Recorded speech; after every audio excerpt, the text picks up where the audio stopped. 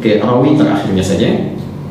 Qala an Aisyah radhiyallahu ta'ala anha qalat, hadis ini diperoleh dari Sayyidah Aisyah ummul mukminin, semoga Allah meridai kepada beliau. Beliau menyampaikan, kana Rasulullah sallallahu alaihi wasallam, adalah Rasulullah sallallahu alaihi wasallam, idza tasala min al-janabati, apabila beliau melakukan mandi janabah, mandi besar, yabda'u fayaghsilu yadayhi, maka beliau akan memulai dengan mencuci kedua telapak tangannya dulu, dibersihkan dulu telapak tangannya.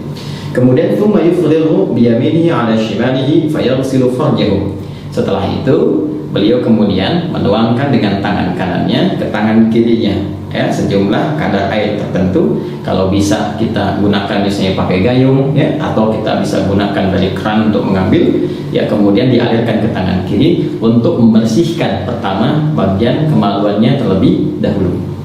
Setelah itu thumma yatawadda wudu'ahu lis-shalah, kemudian beliau menunaikan wudu seperti wudu untuk menunaikan sholat, ya, jadi tadi membersihkan telapak tangan keduanya, menuangkan dari tangan kanan air ke bagian tangan kiri dan membasuh atau membersihkan kemaluan, kemudian berwudu seperti halnya wudu sholat.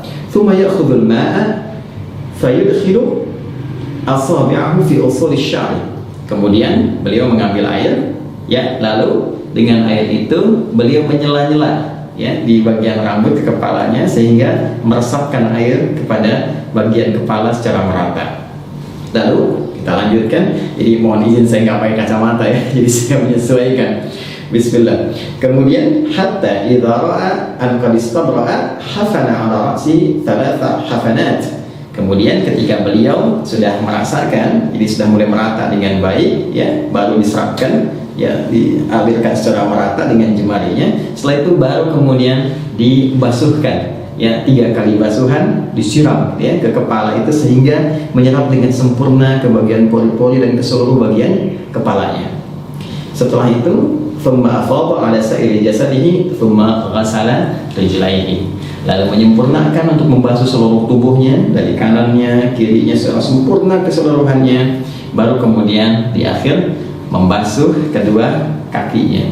Nah, ini nanti ada yang menarik, ya, sebelum kita praktekkan teman-teman sekalian. Ini pun ada di Al-Bukhari. Di sini disebutkan nomor hadis 248, 262, juga nomor hadis 272. Nah, ada yang sangat menarik teman-teman sekalian. Saat beliau mempraktekkan tata cara mandi janabah ini dalam perihal wudu.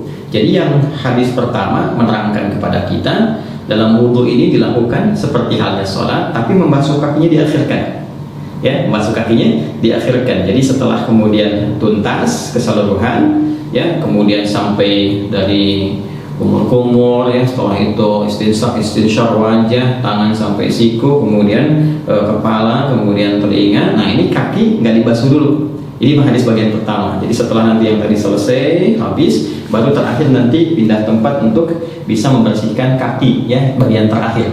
Nah, kemudian ada pun hadis yang keduanya itu menyempurnakan keseluruhannya dalam wudhu, jadi sampai dengan kaki, baru kemudian bisa dilakukan seperti yang tadi, sela-sela, guyur kepala, kemudian sampai dengan selesai dan tuntas.